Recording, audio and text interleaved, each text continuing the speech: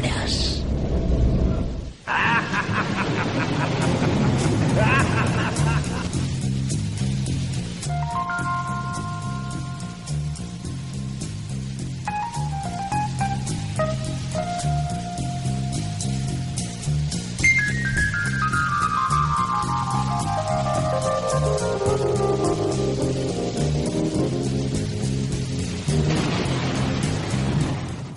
Hola, buenas noches, bienvenidos una madrugada más al Chupacabras, el programa de historia y misterio emitido desde Onda Polígono Toledo, vuestra radio comunitaria. Into this house we're born, into this world we're thrown. El Chupacabras es un programa donde nos adentramos en los diversos misterios que pueblan nuestro universo. Analizaremos la actualidad del mundo del misterio, conoceremos la otra historia, narrando sucesos y personajes que han quedado relegados al olvido, alargando la vigilia de nuestros oyentes. En definitiva, un viaje de ida y quién sabe si de vuelta a las diversas realidades que nos envuelven.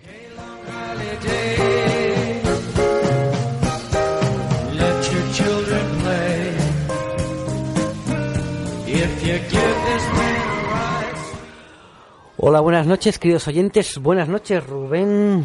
De nuevo aquí embarcados en esta nave de la historia, ¿no? Buenas noches, John, y feliz año, que es nuestro primer Chupacabras. Efectivamente, feliz año a todos nuestros oyentes. Y nada, qué mejor que empezar el año pues embarcándonos de nuevo en esta aventura de la historia, ¿no? Buscar esa historia poco conocida para transmitirla y que nuestros oyentes la conozcan, ¿no? Y esta noche, nuevo año, pues nuevas historias. Y hoy vamos a hablar de dos temas bastante desconocidos. Hablaremos en la parte de la otra historia de Chandra Bose y de la India Libre, ¿no? Un personaje muy curioso que tiene una historia prácticamente de película. Es raro que no hayan hecho ninguna película ni ninguna serie, ¿no?, con este personaje.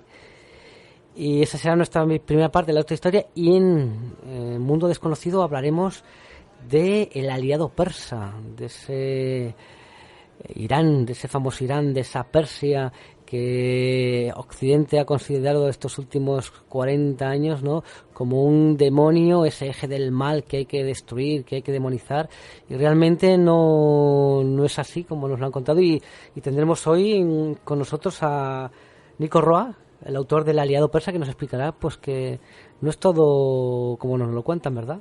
Sí, además un experto sobre el tema y la verdad bastante contento porque es curioso, llevamos mucho Chupacabras y normalmente cuando abordamos temas lo hacemos prácticamente desde el antiguo Egipto o Babilonia, pero nos detenemos siempre en la Segunda Guerra Mundial, nunca hablamos después del año 45 y creo que va a ser por fin un tema algo más cercano, sí, la revolución de Khomeini y la guerra Irak-Irán. Efectivamente. En los años 80. Y esa revolución que fue un terremoto en todo el mundo, ¿no? Y que, bueno, pues desde entonces pues Irán ha sido considerado pues el malo de la película, ¿no? Sí, por cierto, en esta línea que dices, me gustaría lanzar una pregunta que luego voy a revelar la respuesta justo al finalizar el programa, que a ver si los oyentes en este rato son capaces de adivinar la respuesta, que estoy seguramente que nadie lo sabrá. Quizás una pregunta que está relacionada con uno de los temas que vamos a hablar hoy, aunque aparentemente parezca que no tenga nada que ver, y es la siguiente. ¿Cuál es el país que más muertos tuvo en la Primera Guerra Mundial? Lo desvelaré al final del programa y a muchos les va a sorprender la respuesta.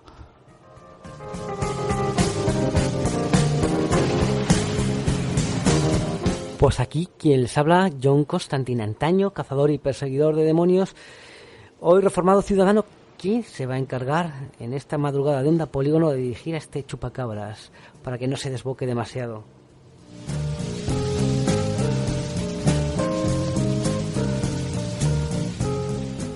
Pues aquí y ahora da comienzo este Chupacabras. Riders on the storm, riders on the storm,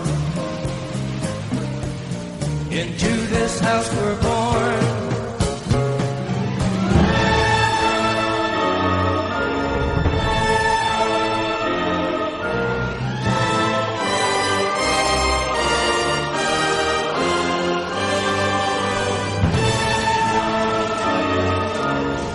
Hoy, en otra historia, hablaremos de Chandra Bose y de la India libre.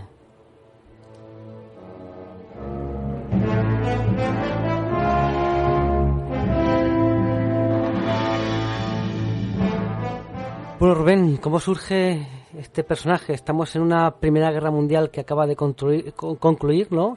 Se ha hecho muchas promesas a las colonias, sobre todo a la India, de este apoyo, dar ese apoyo contra estos países que querían, podemos decir, romper el bienestar del mundo. Se habló de la madre de todas las guerras, ¿no? La guerra que iba a acabar con todas las guerras, y termina la Primera Guerra Mundial y países como la India han hecho un sacrificio económico y humano enorme y no son recompensados de ninguna manera, ningún tipo de autonomía que se había prometido, y de repente se encuentran más que nunca subyugados al Imperio Británico. Sí, además no solo se recompensa, sino además que se le castiga como nunca, porque justo al terminar la guerra tiene lugar la famosa matanza de Amritsar, que hay una protesta contra los británicos y bueno, los soldados ingleses disparan contra una multitud y matan a 400 personas, todos civiles, entre ellos muchas mujeres y niños. Y bueno, hay que decir que el odio hacia Inglaterra venía de mucho antes, ya desde el siglo XVIII, que empezaron los británicos a conquistar la India. Esto no era nada nuevo, lo que, claro, el siglo XX trae nuevos radicalismos y por tanto nuevos tipos de violencia en la India.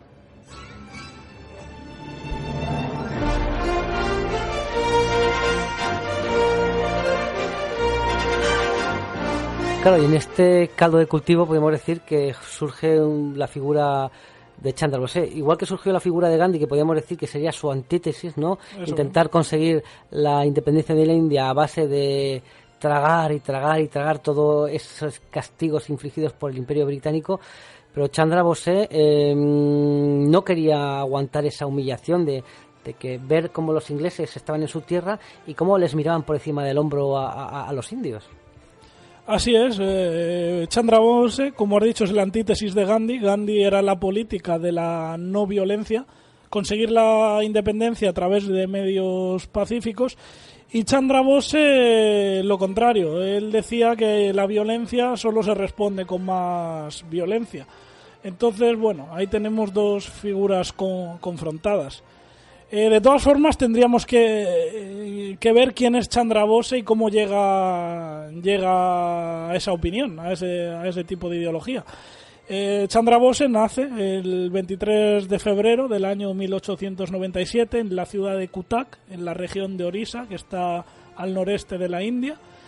Procedía de una familia pudiente. De hecho, es curioso, estudió en un colegio anglo-indio. La mayoría de sus profesores fueron ingleses. De hecho, siempre estuvo muy en contacto con la cultura británica. Aprendió perfectamente a hablar inglés, aparte del idioma sánscrito, el bengalí, incluso el latín. Y bueno, con 16 años accede al Colegio Presidencial de Calcuta, donde ahí entra por primera vez en contacto con la política. En un principio él no es independentista, él simplemente es autonomista. Pedía más autonomía para la India, pero se sentía a gusto con el Raj británico dentro del imperio.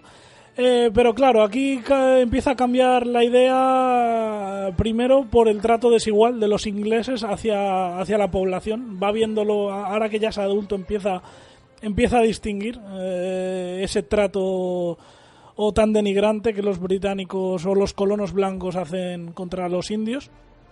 Luego, cuando ya viaja a Inglaterra y ingresa a la Universidad de Cambridge, pues bueno, son discriminados. Los alumnos de origen hindú o de otras colonias de la India son denigrados por los alumnos blancos británicos. Entonces, claro, a su vuelta a la India, ya al final abraza el independentismo y se afilia al partido del Congreso hindú, que además, curioso, lo va a hacer en la rama más extremista posible. Va a cometer una serie de actos violentos, incluso va a escribir para un periódico, el Swaraj, que va a llamar directamente a la insurrección contra los ingleses. Esto al final le va a llevar a prisión, va a estar un tiempo en en un campo de trabajo en la zona de Mandalay en Birmania trabajando, y bueno, hasta al final va a ser liberado y a partir de ahí vuelve otra vez al Partido del Congreso y empieza una carrera meteórica y bueno, va ascendiendo hasta que llega casi al mismo nivel de Gandhi. Y entonces, claro, tenemos dos visiones confrontadas, la de la paz, la de la independencia mediante la paz y la independencia mediante la violencia.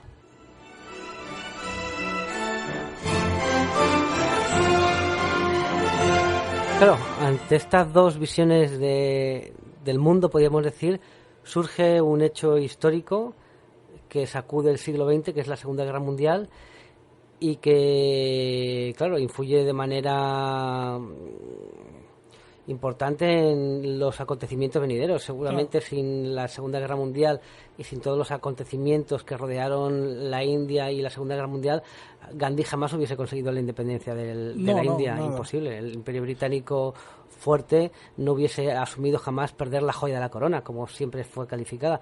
Pero claro, la Segunda Guerra Mundial va a poner las bases de lo que podríamos decir la independencia posterior de la India. Así es. Bueno, ya de hecho, en los años 30, Bose hace un viaje a Europa, visita la Unión Soviética, visita la Italia fascista, visita la Alemania nazi. De hecho, tiene suerte en Alemania porque tiene la oportunidad de estrechar la mano a Hitler, algo que era bastante difícil para una persona de su categoría.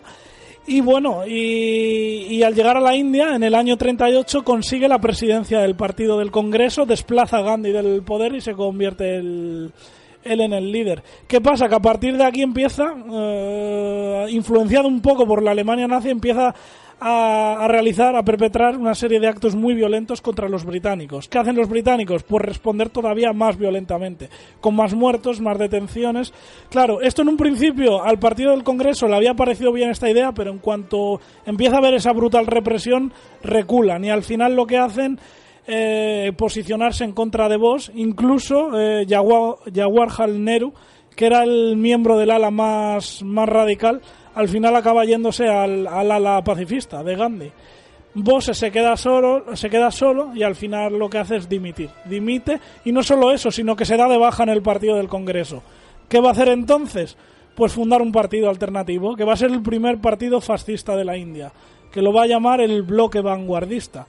Y bueno, era muy parecido a cualquier partido fascista europeo, desde los típicos uniformes militares, desfiles. Él se proclama Netaji, que es una especie de caudillo, Führer o duce. Y bueno, ¿qué va a pasar? Que estalla la Segunda Guerra Mundial. En el año 1940 Italia declara la guerra a Gran Bretaña y todos los partidos fascistas, como por ejemplo el de Inglaterra, la Union British of Fascists, que dirigía Oswald Mosley, es ilegalizada, y por supuesto los partidos fascistas en las colonias. El bloque vanguardista de Bose es ilegalizado y Bose va a ser detenido. ¿Qué va a pasar? Que Bose va a conseguir ocultarse en casa de un amigo. Y es curioso, va a realizar un viaje en coche desde Calcuta a Peshawar, que está en Pakistán, es prácticamente la India de punta a punta. No le van a interceptar los británicos que le están buscando. Y una vez en Pakistán va a emprender una aventura impresionante a pie, que va a escalar todas las altas cumbres del Himalaya, entre todos los barrancos, los glaciares, la nieve. Va a ser guiado además por dos miembros de la tribu Pastún que le van a ocultar de las patrullas británicas que le persiguen. Y bueno, al final va a ser un éxito esa expedición, que acaba hecho polvo de salud, pero bueno, va a llegar casi moribundo a Afganistán, al neutral Afganistán, y bueno, allí le van a acoger la embajada alemana con los brazos abiertos, porque hay que recordar que era el político más popular y el mejor orador que tenía la India en ese momento.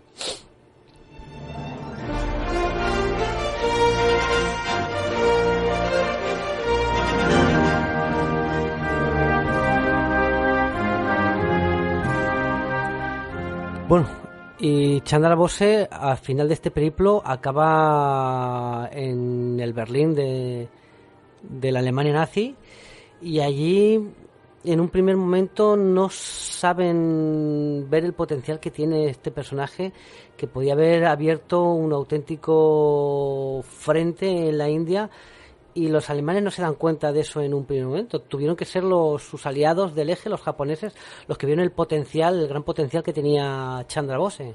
No es que no supieran verlo, es que tampoco podían hacer mucho con él, porque, a ver, Europa quedaba muy lejos de la India. Los japoneses sí que es verdad que estaban más cerca. Pero bueno, en un primer momento, cuando Japón todavía no había entrado en la contienda, pues la verdad es que le sacan bastante bien partido a Chandra Bose. En un principio es verdad que Hitler se entrevista con Hitler y Mussolini, no le hacen mucho caso hasta que interviene el ministro de Exteriores, el Joachim von Ribbentrop, que él entiende que puede azuzar revueltas en la India, y al final sí que acaban aceptando su colaboración. Se crea en Berlín el Comité para la India Libre, Freies Indien en alemán, que está conformado pues por comerciantes hindúes, inmigrantes, estudiantes de universidad. Y bueno, lo que se hace es un gobierno libre en el exilio, como por ejemplo tenía Charles de Gaulle en Londres con la Francia libre. Pues ahí se hace una India libre en el exilio, que además va a tener su propio periódico, su propia radio, medios de comunicación. Bose va a hacer muy popular, va a viajar por toda Europa a todas las comunidades hindúes de inmigrantes que hay en la Europa ocupada por los alemanes, va a dar discursos, aparte se va a integrar muy bien, curiosamente, en la sociedad alemana. Se va de hecho a casar con una mujer austríaca, Emily Schlen, con quien por cierto tendrá una hija, Anita Voss. Esto fue un poco bastante sorprendente en la época, porque primero por las teorías raciales de los nazis, que no pegaban mucho, y ni tampoco por la mentalidad racista hindú, que tampoco pegaba mucho casarse con una mujer blanca, más que nada para alguien de su categoría. Esto es un poco curioso. Bueno, el caso es que le sacan muy buen partido a Voss. Lo que hacen es crear una legión hindú, que va a tener unos 5.000 soldados que curiosamente van a ser prisioneros indios hechos al ejército británico en África, por el Africa Corps del general Erwin Rommel. Y bueno, esta legión hindú se va a destacar, va a luchar durante toda la Segunda Guerra Mundial al lado de los alemanes, y bueno, va a tener gestas en Italia, en Francia y prácticamente hasta el año 45 en Alsacia. Además, el ejército italiano también va a hacer otra unidad hindú, un batallón de artillería de 400 efectivos que luchará en la frontera entre Túnez y Libia. Pero es verdad, el que le va a sacar mejor partido a Chandra Bose va a ser el Imperio japonés. A partir del año 42, Japón hace ese impresionante imperio sobre todo el sudeste asiático. Y lo más importante, una vez conquista Birmania, irrumpe en la frontera con la India, en algunos kilómetros adentro, y establece ya una base sólida dentro de territorio indio. Claro, a partir de aquí, Chandra Bose lógicamente va a ser mucho más útil en Japón, que al fin y al cabo ya está dentro de la India, que no en Alemania, que está a kilómetros de distancia.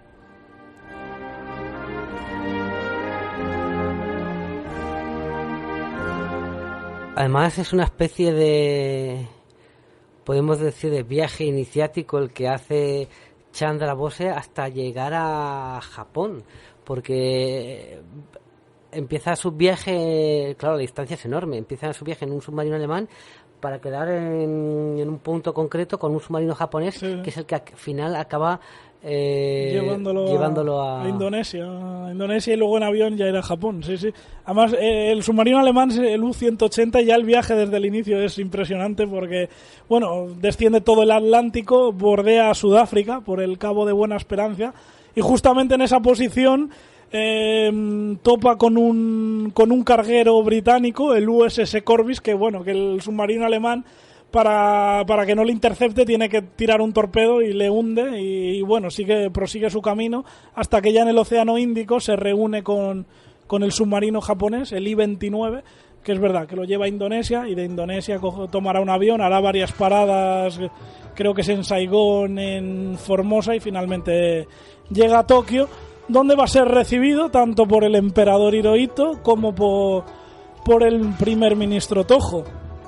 Y aquí sucede un hecho muy curioso, porque Tojo, que ya tenía otros estados satélites en Asia, como la Segunda República Filipina, el Manchukuo, el estado birmano, pues bueno, Tojo esperaba que iba a controlar a Chandra Bose como una marioneta.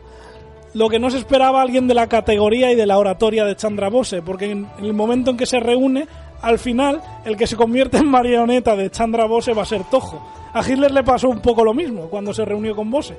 Hitler, que tan buena oratoria tenía, al final acabó comiendo de la mano de Chandra Bose.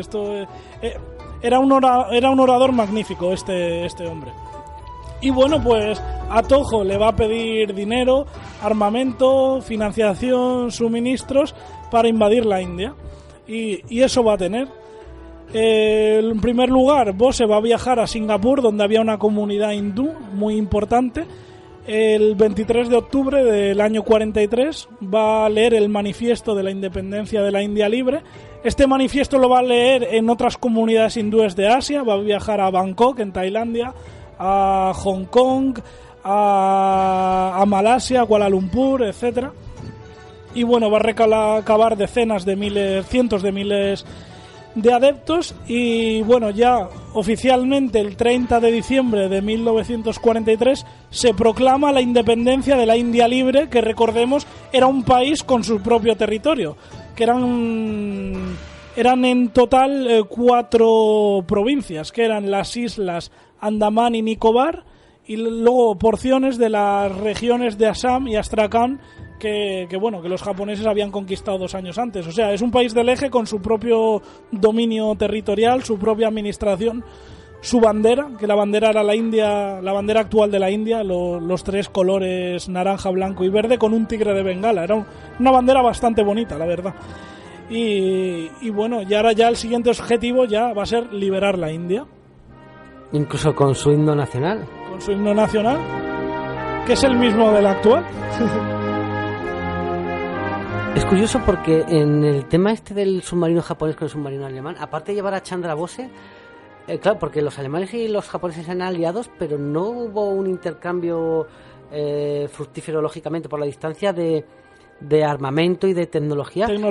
Y en este viaje aprovecharon también los alemanes para llevarle cierta tecnología a los japoneses. Aviones a reacción. O sea, aquí con los que luego fabricarían el famoso Oka, que hablamos en el episodio de los kamikazes. Sí, en este viaje se aprovechó para eso también. O sea, este fue el viaje que dio la puerta a que entrase en la guerra Flor de Cés. Flor y otros aviones a reacción que fabricó Japón, lo que no le dio tiempo a poner en vuelo.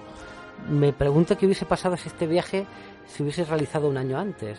Podría haber sido... No, porque tampoco lo tenían desarrollado los alemanes, tan desarrollado. Sí que estaba avanzado, pero no tanto ya. Pero sí.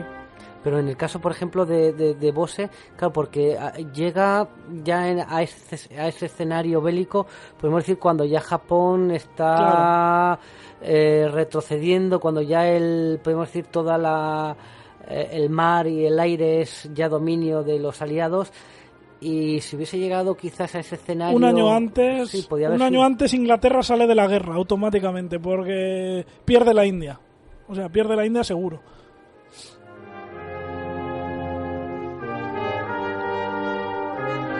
Pero claro, estamos en este año, él ha instalado, podemos decir, esa parte de la India libre, pero claro, eso tenía fecha de caducidad porque el Imperio japonés está totalmente en retirada. Claro, de hecho, fíjate que va a producirse el intento de liberar la India, se va a producir en el año 1944, en marzo. Lo va a hacer, es una operación que se llama la Operación Hugo, que bueno, van a participar tanto el ejército japonés como el ejército nacional indio, que estaba compuesto, era el ejército de Chandra Bose, estaba compuesto por 70.000 tropas, era un ejército muy grande, 3 divisiones, 5 regimientos, entre ellos, curiosamente, un regimiento de mujeres combatientes, que esto es bastante curioso. Y es verdad, va a empezar la ofensiva en marzo del 44. En las semanas iniciales va a tener éxito porque bueno, también por la sorpresa, también los japoneses tienen un gran número de tropas y los hindúes también, 70.000 son muchos. Además van a entrar en esas ciudades de la India, van a recibir a las tropas de este ejército nacional indio con ovaciones, con aplausos, con abrazos. Bueno, Bose va a ser recibido en su patria como un héroe, pero claro, tiene fecha de caducidad. Los japoneses ya no tienen suministros, se les va a acabar a las pocas semanas y van a ser detenidos. Tanto los japoneses como los hindúes van a ser vencidos en 2 batallas muy sangrientas, que son las batallas de Imphal y Kohima, que estarían en lo que es actualmente Bangladesh. Y bueno, al final va a acabar siendo una retirada caótica con miles de muertos, va a ser una derrota tremenda. Y no solo eso, al año siguiente, en 1945, los aliados van a pasar a la contraofensiva en Birmania y ya el ejército nacional indio va a tener algunas gestas heroicas, como por ejemplo la defensa del Monte Popa o la defensa de Moulmein, pero bueno, al final va a ser derrotado. Chandra Bose, que estaba en Birmania, casi es capturado y en el último instante va a escapar a la frontera con Tailandia a través del río Irrawaddy. Por los pelos no va a ser capturado y bueno, y ahí en Tailandia va a intentar resucitar este gobierno nacional indio, el Azad Hind, como él lo decía, pero bueno, ya Alemania le llega la noticia de que Alemania es derrotada, y en agosto del 45 caen las bombas atómicas en Hiroshima y Nagasaki y Japón ve que se va a rendir de un momento a otro, por tanto no le queda más remedio que la huida hacia no saber, sin saber dónde realmente.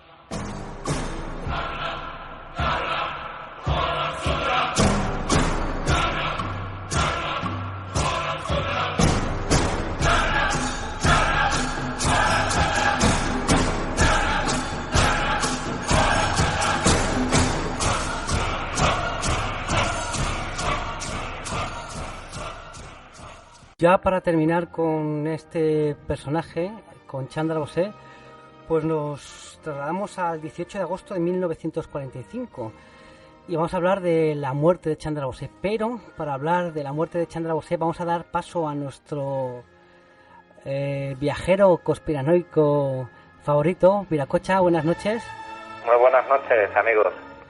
¿Qué tal, caballero? ¿Cómo va todo? Seguimos en el camino, evitando las piedras y buscando los lugares soleados con buena sombra. Así que muy bien. Muy bien, pues la historiografía oficial dice que Chandra Bose murió el 18 de agosto de 1945 en un bombardero japonés cuando fue a despegar de Taioku para dirigirse a Manchuria, y al despegar este avión pues parece ser que no llegó a levantar el vuelo, se estrelló y explotó, y Chandra Bose además tuvo una especie de final bastante tétrico, salió envuelto en llamas y cayó a los pocos metros y muriendo pocas horas después. Esa sería la historiografía oficial, pero bueno, Viracocha como siempre nos busca alternativas diferentes a la oficial, ¿no es así? Efectivamente. De hecho, esta noche lo que pretendo es hablaros de las 2 muertes de Chandra Bose.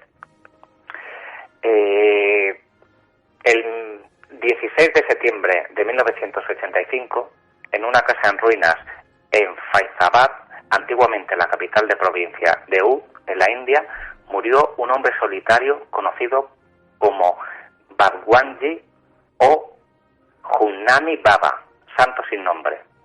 Los lugareños habían sospechado durante tiempo que no era otro que Netaji Subhas Chandra Bose, nacido en 1897 y muerto supuestamente en 1945.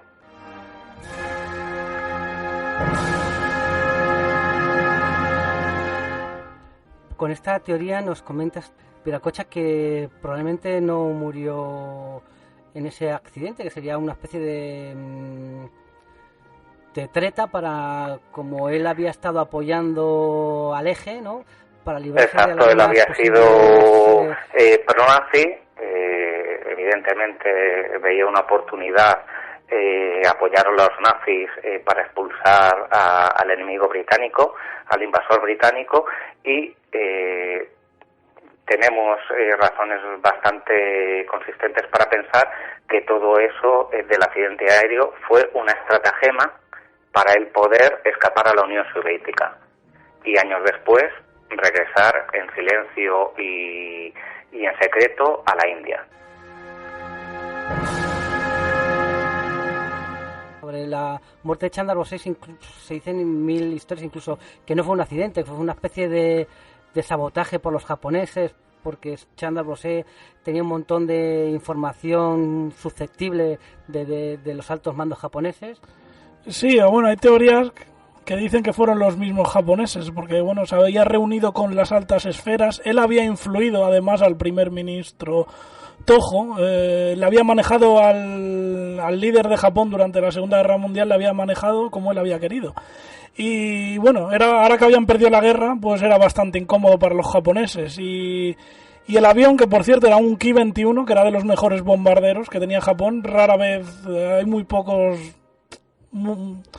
pocos sucesos documentados de que sufrieran accidentes. Este sería uno de los pocos, y de ahí viene la teoría de que fueron los mismos japoneses. Hay que decir que en el avión viajaban japoneses también, lo cual también, por otro lado, esto lo echaría un poco por tierra. Yo no creo en la teoría de la conspiración, ni que fueran los japoneses, ni que escapara a la Unión Soviética. Aparte, es que está enterrado, no enterrado, incinerado, están sus cenizas. Se pueden visitar, están en Japón, están en la ciudad de Sugimamiksu, y bueno, además están concretamente en el templo de Renkoji, que es curiosamente, en este templo es el único no budista que está enterrado ahí, tanto en este templo como en cualquiera de los que tiene la corriente Nichiren, que es una de las corrientes budistas de Japón. Es el único y bueno, recibe miles de visitas todos los años, e incluso hindúes que van a ver su monolito allí. Y bueno, y también hay que preguntar a la familia de Chandra Bose. Su hija vive, Anita Bose, la austríaca. Bueno, ella no cree en ninguna teoría y asegura que su padre está ahí. Porque qué ventajas, la teoría que nos comenta Viracocha, ¿habría alguna ventaja para que fuese plausible? Porque... Sí, eso sí, Viracocha tiene razón. Además, él había viajado a la Unión Soviética en los años 30, había hecho un tour tanto a la Italia fascista, a la Alemania nazi y a la Unión Soviética. Él admiraba también bastante el comunismo, no todo, pero sí admiraba bastante cosas. Y incluso también en los años 30 también sopesó la posibilidad de apoyarse la Unión Soviética para la independencia de la India. Pero claro, en el año 45 era una posibilidad impensable y que incluso al mismo Stalin le podía acarrear problemas, y más aún teniendo la bomba atómica, los norteamericanos. Por tanto, yo creo... Además, Stalin es verdad que se apoyó en muchos movimientos anticolonialistas y está documentado, pero sin embargo no hay nada sobre Chandra Bose y por eso creo que fue un accidente. Un poco difícil, pero fue un accidente en este caso. No creo que haya conspiración. Un personaje... Y se le hace también de película, supuestamente saliendo bueno, no sería él, pero un pobre viajero, un pobre... un pobre accidentado del avión saliendo ardiendo del aparato. Hombre, lo que está claro que, lógicamente, conforme fue la aparatosidad del accidente y que el cuerpo de Chandra Bose quedó totalmente calcinado. Hombre, además fue atendido en el hospital de Nangwon y están los informes médicos, es que era imposible sobrevivir a eso, es que claro, era una quemadura de todo el cuerpo quemado. Claro, pero que la historia es que al quedar tan desfigurado, pues también puede ser que hayan germinado estas teorías de la conspiración, porque lógicamente pero al no haber un cuerpo... Existe el cuadro médico es que era imposible sobrevivir a eso. No, pero quiero decir que me refiero que puede ser que él no fue, que podía ser que fuese que no fuese el que estuviese en el avión, y como el cuerpo que decían que era Chandra Bose no había manera de identificarlo en aquella época y no se hizo ninguna especie de examen forense por ejemplo de la dentadura para fehacientemente de que decía, oye, pues si es pues pueden surgir las teorías como las que comenta Viracocha, que realmente a partir de 1947, ya cuando la India es prácticamente independiente, realmente este personaje deja de tener ningún tipo de importancia a nivel internacional. O sea que realmente varía muy poco que hubiese muerto en ese momento o hubiese sobrevivido, porque ya perdió toda, podemos decir, lo que, como si fuese una gran pieza de ajedrez que podía haber sido en esa independencia de la India, pero ya a partir de 1947 la importancia de Chandra Bose, hubiese estado vivo o no, pues realmente ya no tenía peso en el escenario internacional. Entonces, pues yo que sé, no es como otros personajes que digo, como Hitler, hoy está vivo, está muerto, murió en el búnker, no murió. En este caso, pues desgraciadamente para Chandra Bose no hubiese cambiado mucho la historia de la India ni la de la humanidad si hubiese podría haber sido un infiltrado comunista, haberle ideologizado como hicieron los soviéticos con muchos líderes anticoloniales. Ya haberlo metido ahí luego. Podría tener utilidad. Podría haber sido. Y aparte que era el mejor orador que tenía la India, es el mejor orador que ha tenido el siglo XX. Pues fíjate, mirando de esa parte, me estoy pensando mucho la teoría de Viracocha, porque claro, si se hubiese ido a la Unión Soviética, Stalin lo hubiese usado. Lo hubiese usado, por eso yo creo que sí que murió en el accidente. No, sí, ahí hubiese sido utilizado un personaje de estas características. Fíjate, Viracocha, en este caso hoy creo que no voy a estar contigo en la teoría de la conspiración, porque mirándolo desde ese punto de vista, claro, si Stalin hubiese tenido a ese hombre, quizás hubiese intentado una revolución bolchevique en la India usando a Chandra Bose de... Correcto, no hubiera desaprovechado esa oportunidad. Exacto. Pues seguramente Chandra Bose desgraciadamente murió en ese accidente de avión, y mira, qué manera más romántica de terminar sus días, a posteriori del accidente lógicamente, pero en un templo budista ahí tranquilamente en Japón, descansan sus cuerpos, ¿no? Y está siendo... Sugi Mamiku, está en la ciudad. Y es visitado por mucha gente, ¿no? Sí, muchos hindúes vienen a verlo, sí. Pero bueno, pues desde aquí, nada, recordar a este personaje que, vamos, tiene vida de película. Podrían haber hecho una trilogía como El Señor de los Anillos con la vida de Chandra Bose, y que al final, pues mira, tuvo un... Cualquier día la hacen. Hay una película india sobre él, pero alguna producción norteamericana no estaría mal, ¿verdad? Exacto, que últimamente tienen pocas ideas en Hollywood. Mira, podrían aprovechar y coger a este personaje. Pues Viracocha, muchas gracias por darnos tu... Seguiremos haciendo pensar. Pues un abrazo, Viracocha, cuídate. Igualmente, un abrazo para vosotros y a ser felices. Un abrazo.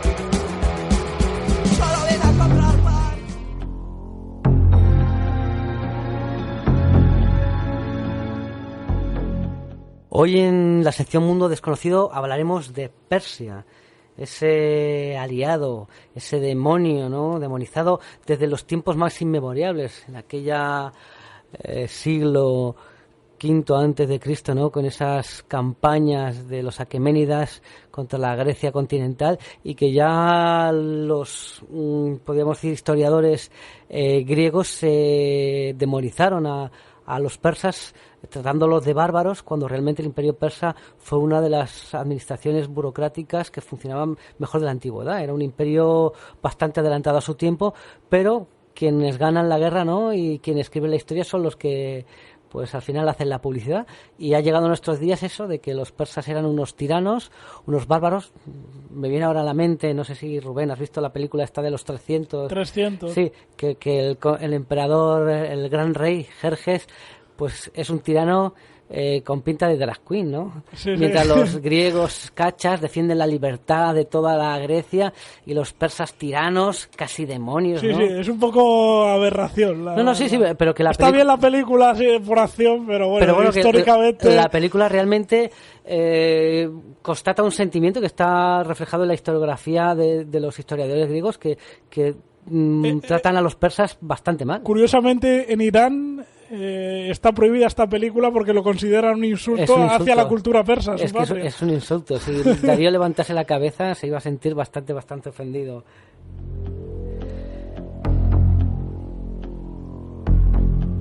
Pues hoy intentaremos de desvelar, como hemos dicho, esos,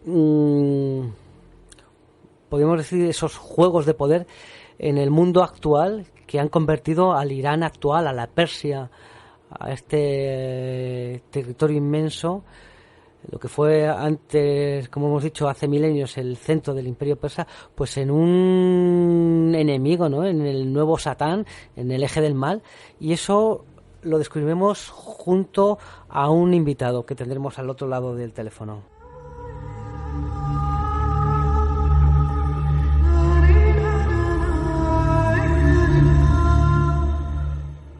Pues al otro lado del teléfono contamos con don Nico Roa, nacido en Burgos en 1961, es realizador de televisión, director y guionista de documentales, también es escritor, fotógrafo, conferenciante y divulgador cultural, pero además a él le gusta remarcar que es viajero, lo que le hace estar en permanente contacto con las realidades culturales y sociales del mundo.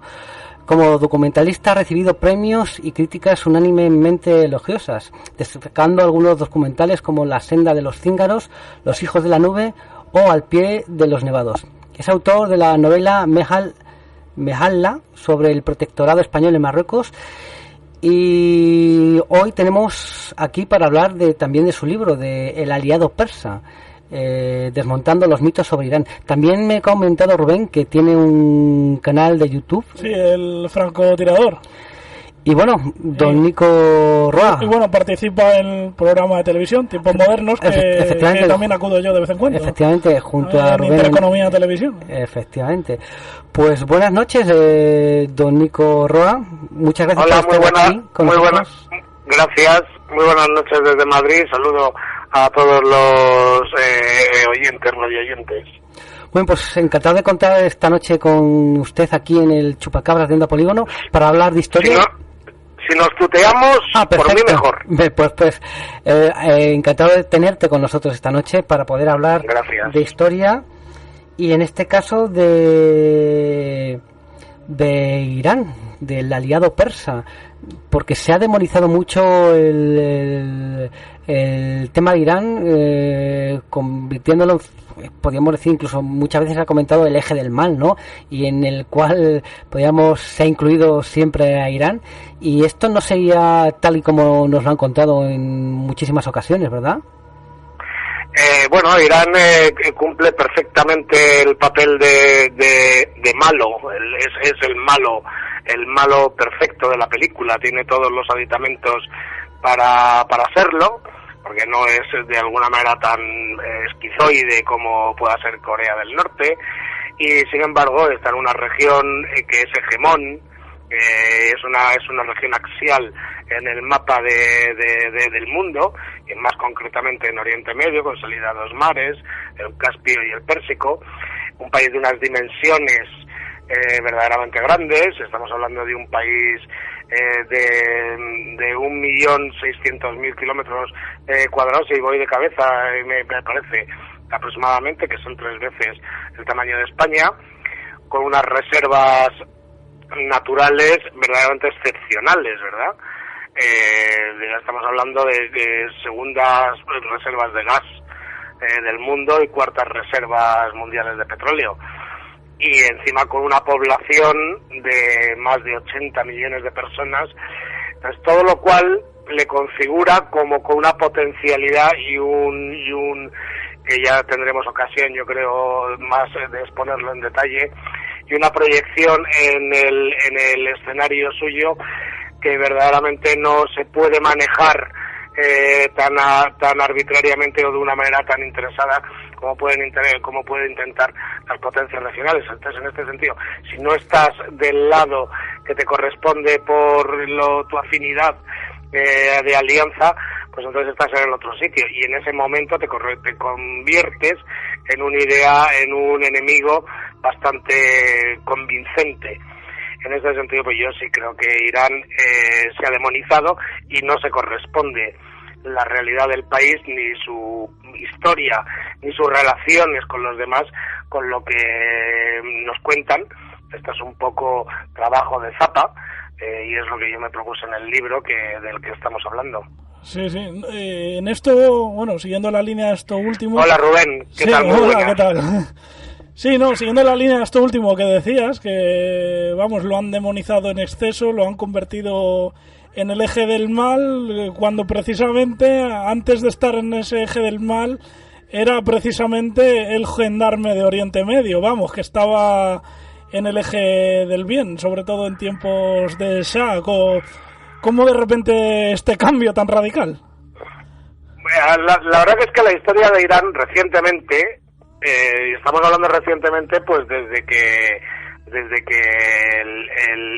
el padre del Shah, que todos hemos conocido, Mohammad Reza Pahlavi, fue derrocado. Hay momentos de censura en la historia de los pueblos. En el caso de Irán, pues ahí había un Shah anterior, el padre, Reza Shah, que simpatizaba durante la Segunda Guerra Mundial con Alemania, pero simpatizaba desde la neutralidad. Pues claro, no se podía permitir desde la zona de los aliados que en ese país tan, por lo que hemos definido, tan importante estratégicamente, hubiera un régimen pro-eje, ¿verdad? Entonces este señor le quitaron y pusieron en su lugar los aliados desde la conferencia de Teherán a un muchacho jovencillo al que le tenían perfectamente domesticado y subordinado las potencias aliadas. En ese momento Irán comienza una proyección, todavía se llama, bueno, sí, ya se llamaba Irán, efectivamente. Sí, ¿no? Del 35, creo, ¿no? Sí, o sea, Irán lo cambia el padre, ¿no? O sea, y significa país de los arios, literalmente. Ahí queda toda una declaración de intenciones. Sí, esto es curiosamente porque lo hace, se cambia el nombre un 20 de abril del 35, que coincide con el cumpleaños de Hitler, como un gesto de amistad de Persia hacia Alemania, en honor al país de los arios. Justamente, no, y además hubo visitas de dignatarios alemanes, Baldur von Schirach y alguno más fue a Irán, y tuvieron ahí una especie como de declaración de que los dos eran países arios, cada uno en su sitio y tal. Entonces todo esto, claro, esto mosqueó muchísimo. Sí, siempre hubo muy buenas relaciones. Bueno, yo no sé si lo sabes, tengo un libro que es Bajo la bota de Churchill y Stalin, la Segunda Guerra Mundial en Asia Central, y explico un poco esto, cómo se gesta esta amistad entre Alemania, más luego la invasión militar que has explicado antes, tanto de las tropas soviéticas como británicas en el año 41 a Persia. Y bueno, es un crimen contra la paz que lógicamente los aliados no se aplican en Nuremberg y bueno, y quizá este zar que estás diciendo no va a tener muy buena este nuevo Shah que van a imponer los aliados ya desde el principio no va a tener muy buena proyección, porque realmente, a diferencia de su padre, es impuesto por las potencias europeas. Claro, y además son potencias que en el caso de Inglaterra tenía un protectorado sobre una parte importante del país. Sí. Es decir, eran potencias coloniales. Alemania era percibida como un país que podía sacudir a Oriente Medio y a la India incluso, tú esto lo sabes bien por tus libros. Sí, hemos hablado, precisamente antes en el programa hemos hablado de Chandra Bose, del líder. Entonces, sí.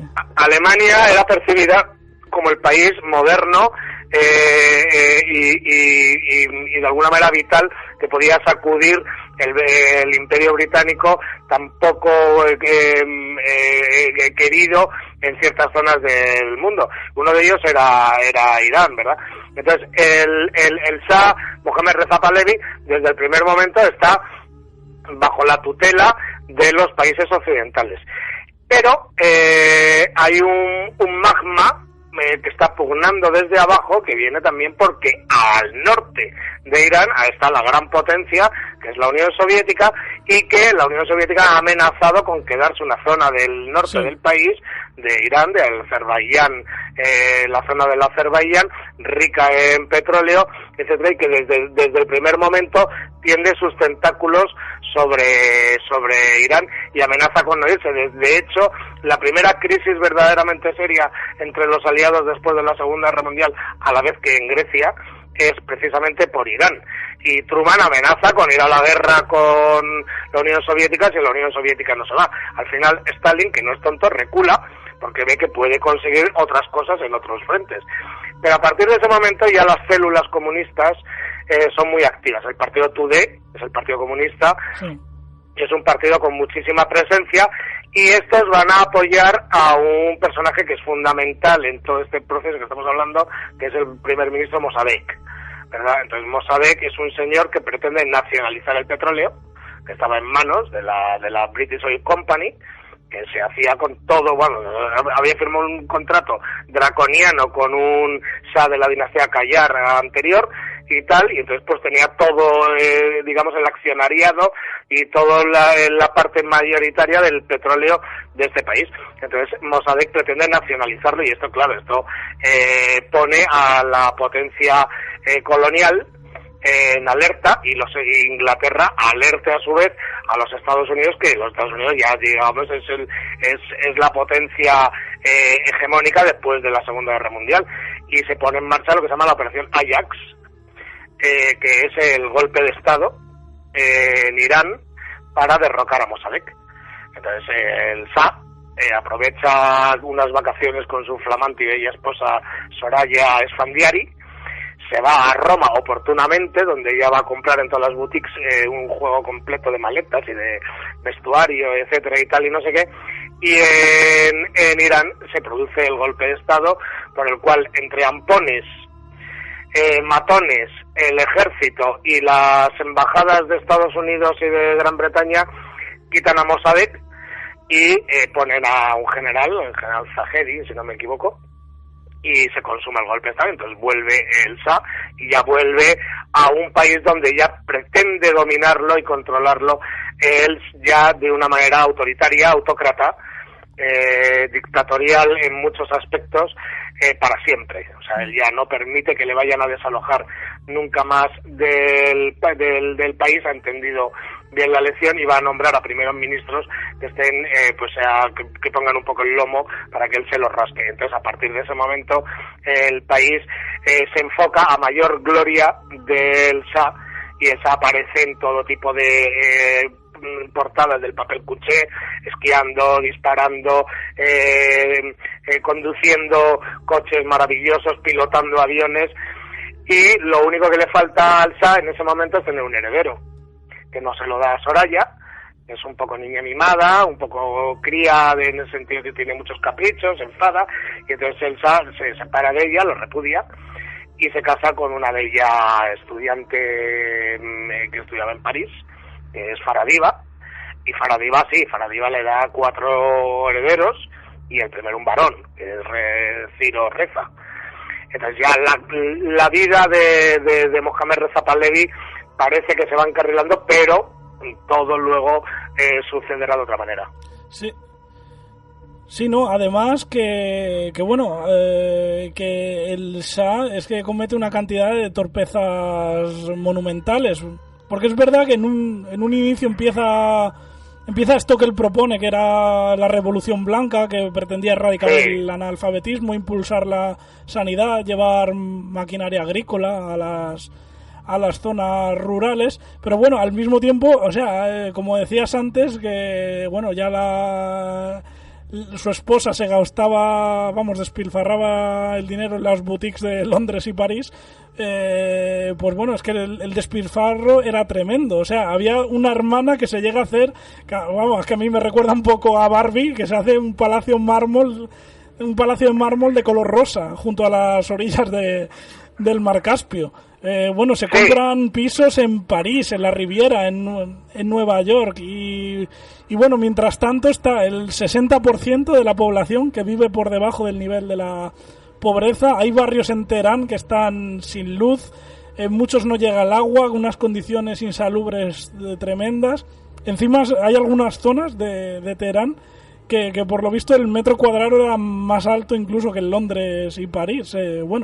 Surge una nueva casta de nuevos ricos que hacen una especulación inmobiliaria sin escrúpulos. Y bueno, mientras tanto el Shah, ajeno a todo eso, es que hace unos despilfarros tremendos ya en su coronación. Bueno, que tú lo sabrás más, que se decora el trono de pavo real, se hace una corona estilo sasánida con diamantes, esmeraldas, perlas y bueno, y así infinidad de etcéteras. Pues sí, la verdad que lo que estás contando tú es exactamente como fue, vaya. La gasolina del régimen del Shah es pues los millones y millones y millones de dólares que entran ya cada año o cada mes o cada día a partir del petróleo. Irán, en Irán los británicos se retiran y su lugar lo ocupan los Estados Unidos, y entonces el Shah ya sabe pues que tiene un poco la sartén por el mango y que puede hacer negocios directamente con el que manda. Ya Inglaterra sobra, y a partir de ese momento pues se impone el régimen clientelar y la corrupción sistémica, ¿no? Entonces ya todo es agradar y regalar los oídos del Shah para que el Shah pues viva en una atmósfera confortable, y mientras tanto pues se van haciendo lo que dices tú, las hermanas, una se hace un palacio de una manera desmesurada, la otra hace otra cosa por el estilo, y en definitiva pues el Shah lo que vive es en un mundo irreal donde hay masas de gente que vive lo que es proletariado de aluvión, que va llegando a la ciudad del campo, depauperado, y se alojan pues en condiciones infrahumanas, insalubres, y que contrasta con todo esto con esa imagen que se cuenta luego para denostar y desprestigiar a la revolución de Khomeini, de que prácticamente era una sociedad moderna donde pues las mujeres vivían en libertad y no tenían que tener todo el aditamento del mundo islámico, y eso es verdad en ciertas zonas y en cierta clase social de Teherán. Claro, me imagino que ya en las zonas rurales más apartadas de montaña... Ahí eso no funcionaba, exactamente. Entonces, claro. Por ejemplo, pues tú ves los documentales del año 75, sí, 76... siempre te ponen imágenes de la mujer iraní en bikini y eso, sí. Y entonces, pues sí, pues ves que van a la universidad, ves la Universidad de Teherán y ves mujeres que van con el pelo suelto, que van en vestido, etcétera, pero eso es en la universidad y es la gente pudiente que puede mandar a sus hijas a la universidad, etcétera. Pero en el mismo Teherán, en la zona sur, que es la zona más deprimida, porque el calor ahí es insoportable, y ya desde luego, cuando una vez que sales a las provincias, pues eso no era así. O sea, nada más que hay que ver en YouTube los documentales de la época. Yo no digo ni que sea bueno ni que sea malo, yo simplemente dejo constancia de este dato. Y entonces pues el Shah pues ya vive en esa atmósfera donde no se está enterando, bueno, sí se está enterando, porque él tiene una policía política tremendamente efectiva, tremendamente letal, que es la SAVAK, y que está cercenando desde la base cualquier intento de conspiración o de revolución, etcétera. Y además, pues bueno, está el tema de que Irán se convierte en el mejor comprador de armas de los Estados Unidos. Con todo lo que comentas, Nico, ya que podemos decir además que Irán era en ese momento, en esa fase de la Guerra Fría, podemos decir un centro estratégico importante, y que podemos decir que el nuevo amo de Irán era Estados Unidos, y que llegó a haber hasta 50.000 asesores norteamericanos en Irán. ¿Cómo es posible que lo que se venía encima con esta revolución islámica, toda esta gente, todos estos, porque podemos decir que el Shah vivía en una especie de burbuja, que seguramente la gente no le contaba lo que realmente estaba sucediendo en el pueblo, pero estos asesores americanos, ¿cómo no pudieron darse cuenta del terremoto que se les estaba viniendo encima? Pues es muy interesante esa pregunta, es muy pertinente, porque es la gran diferencia de la revolución de Irán con las revoluciones que estaban pasando en otros sitios, como la de Somoza, o las revoluciones en Extremo Oriente, etcétera y tal, ¿no? Esta es una revolución diferente, es lo que la hace verdaderamente singular, y en efecto coge a todo el mundo con el pie cambiado. Los americanos estaban con las antenas puestas desde Irán hacia el norte.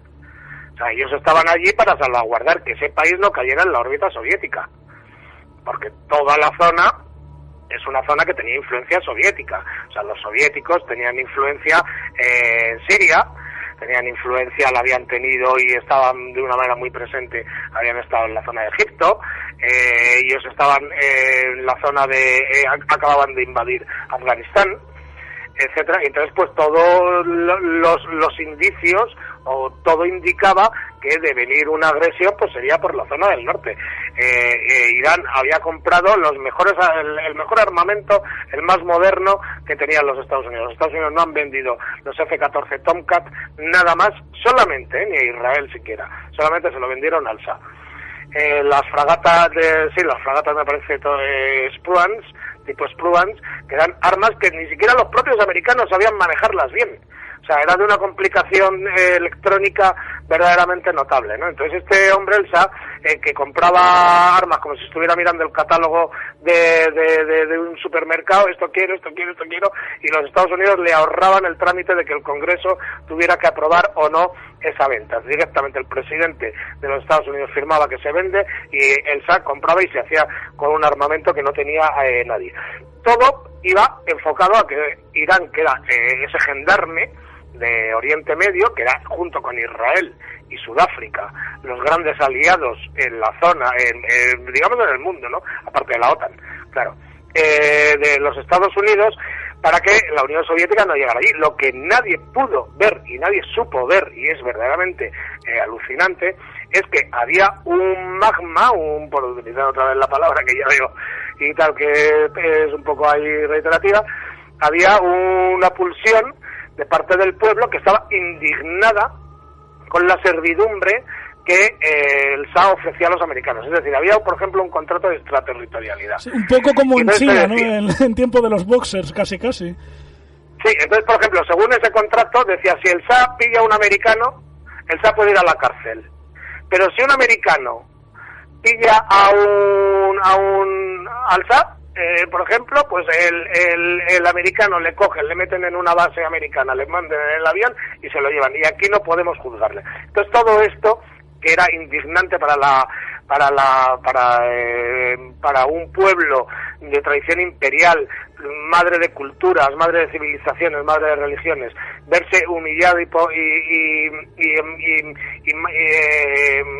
alguna manera atado a unos contratos con una potencia de esta manera, pues le parecía vergonzoso. Y en ese sentido, pues hay un señor que sale y que desde la ciudad santa de Qom, que es la ciudad del chiismo por antonomasia en Irán, que es Ruhollah Khomeini, comienza a decir que, bueno, es que ese estado de cosas es vergonzoso y es humillante para el país y que hay que acabar con eso. Y es ahí donde nace y donde cristaliza lo que va a ocurrir posteriormente. Pero es un perfil absolutamente nuevo en todas las revoluciones, y que a partir de ese momento marca incluso una pauta para otros países y en otras épocas. Pero en aquel momento todas las revoluciones o venían del ámbito comunista o eran la contra nicaragüense, la contra en tal sitio, la contra en tal otro, ¿verdad? Pero no se podía sospechar que una revolución, digamos, identitaria, como era la iraní, cristalizara, y en ese país precisamente, que supuestamente era moderno. Además que precisamente es que ni la Unión Soviética se espera esto, ni el KGB que están ahí al lado, a 2 pasos en la frontera norte, ni el Mossad, que también está relativamente, no tiene frontera con Irán, pero está cerca. Ahí es que nadie prevé nada, salvo un profesor alemán, el Peter Scholl que advierte de que va a haber una revolución islámica y como que se ríen de él. A nivel de potencia, servicios de seguridad, inteligencias, que nadie prevé nada de esto.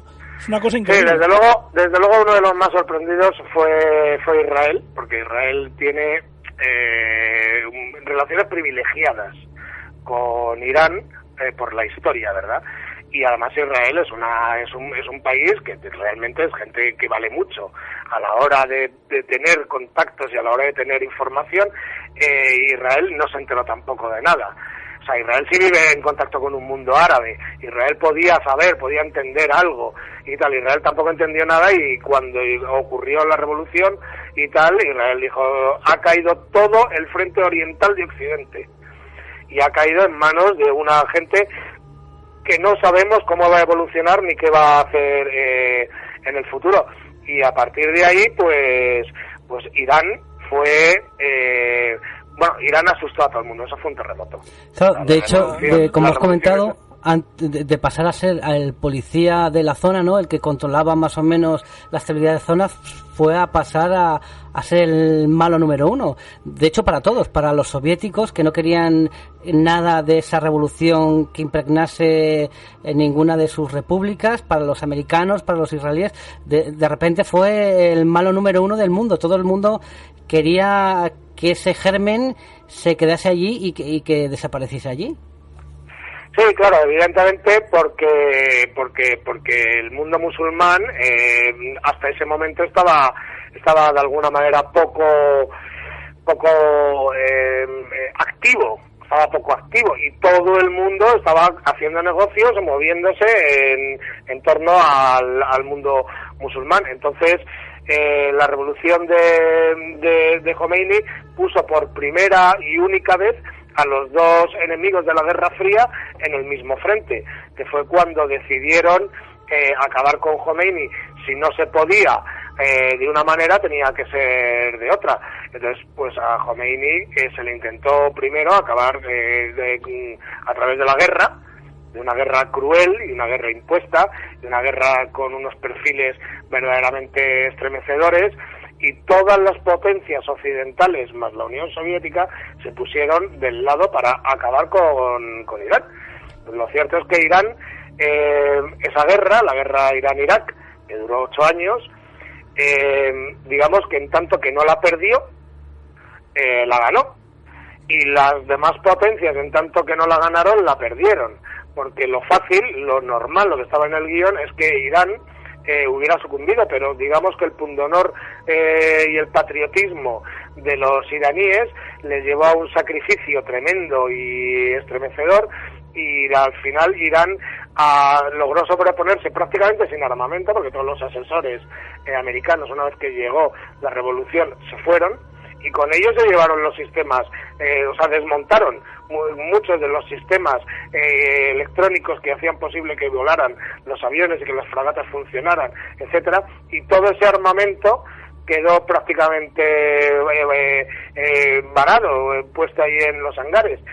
Y además Irán, cuando llegó la revolución, procedió a una serie de purgas en el generalato y en la oficialidad, y dejó muy cercenado el ejército. Ese fue el momento en el que aprovechó las monarquías del Golfo interesadas en que acabara con esa revolución que podía intoxicar y contagiar a sus países, y acabaran ellos también en la picota como acabó el Shah, y a los mismos Estados Unidos y a las mismas potencias, Inglaterra y Francia, etcétera.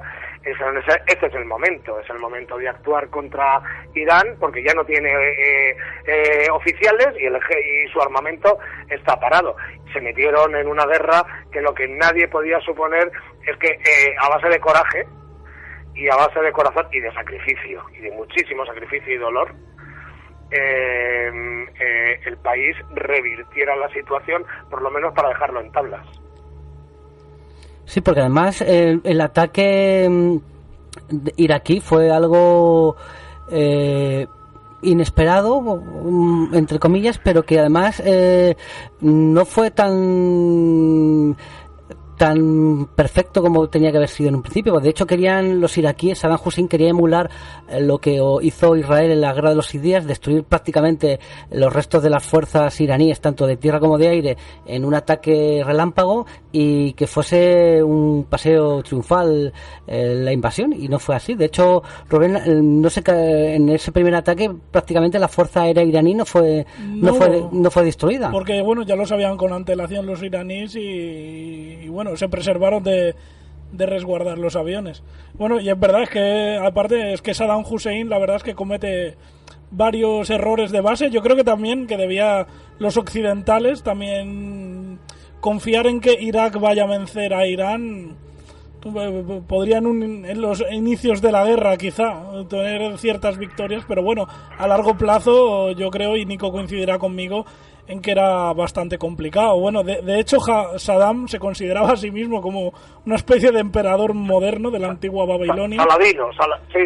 Sí, no, y ya incluso él emulaba ya no solo de Saladino sino anterior, como una especie de la antigua Babilonia, también Saladino, evidentemente. De hecho él buscaba con esta guerra una especie de batalla de Kadisilla, cuando los árabes derrotan a los persas sasánidas, aunque claro, lógicamente estaba de fondo el petróleo, que en la zona del Juzestán, que era el 85% del petróleo iraní. Además creo que había 950 millones de metros cúbicos de gas natural. Pero bueno, hay una serie de errores que comete Saddam. Por ejemplo, Irak es un país con 18 millones de habitantes, Irán tiene 50 millones. Esto un poco como Hitler a invadir la Unión Soviética, que bueno, tú tienes al principio muchas reservas, pero se van a ir agotando y el enemigo las va a ir aumentando. Además no cuenta con que Irán no es una nación que se ha inventado hace 2 días, o sea, es una nación milenaria. Que bueno, aquí en el programa Chupacabras hemos hablado de Persia, ¿cuántas veces? Ya unas cuantas veces hemos hablado de Persia en otros tiempos, desde las Termópilas, incluso antes. Y bueno, esto despertó una especie de conciencia de conciencia nacional, esta guerra, entre toda la población, que daba igual que fueran chiitas, que fueran kurdos, que fueran judíos o armenios cristianos, porque en la base eran todos persas y había que defender esa agresión, que por cierto fue brutal, porque Irak, bueno, cometió una serie de crímenes, desde ejecuciones de kurdos, de utilización de guerra química, y claro, al final empezó lo que iba a ser un paseo, terminó siendo un avispero.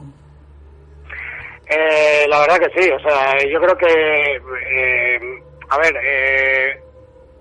Irak pretendía que en una guerra rápida, en una guerra un poco en la frontera, el propio pueblo se diera cuenta del error que habían cometido poniendo a Khomeini al frente del país, y Khomeini pues fuera expulsado, fuera directamente ejecutado, etcétera. Y entonces Irak, en un acto de clemencia, pues sabría ser generoso, sabría hacer una paz, etcétera, de alguna manera un poco condescendiente, y se quedaría ellos con una parte importante del Juzestán, que es donde, en efecto, como dices tú, más que en la zona del Azerbaiyán, están las principales reservas, y además la población allí es árabe, de origen árabe, no es indoeuropea, y la guerra hubiera terminado allí.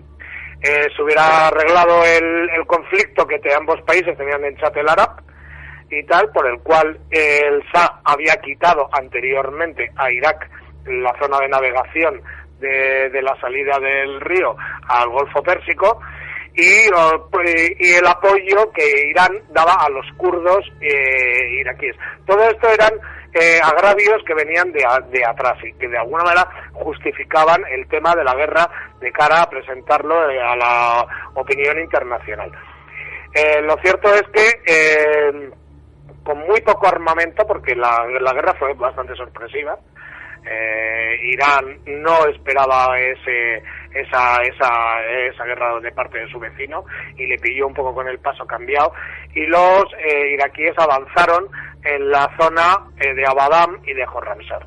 Allí no había nadie esperando al ejército, que eran unas brigadas mecanizadas bastante fortalecidas, con armamento de buena calidad, etcétera. Prácticamente no había nada, y los iraníes pararon en Khorramshahr, que se llamó la ciudad de las palmeras quemadas y tal, una cosa así, porque quedó prácticamente como Stalingrado, totalmente devastada, y lo pararon a base de armamento ligero. En ese momento la guerra ya directamente había cambiado de signo, y a partir de ese momento Irak comprendió que no iba a poder derrocar al gobierno y pidió una paz, un alto el fuego.